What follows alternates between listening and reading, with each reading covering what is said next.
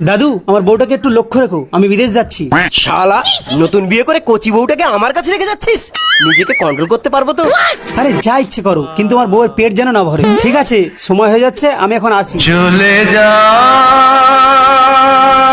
চিন্তা করিস না নাথ বউ, আমি দাদুকে বেশি দিন বিদেশে কাজ করতে দেব না, তার আগেই ঢুকিয়ে দেব।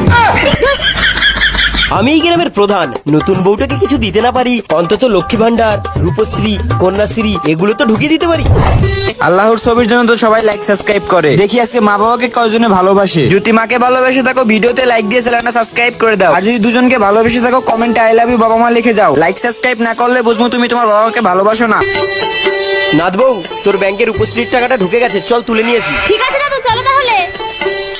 দাদু, এতগুলো টাকা তো আর হাতে নিয়ে যাওয়া যায় না, যদি পথে চুরি হয়ে যায়। এক কাজ কর নাতি বউ, এই টাকার ব্যাগটা তোর জামার ভিতর ঢুকিয়ে নে। ঠিক বলেছে দাদু। বিদেশ থেকে ফিরলে দেশে কাজ।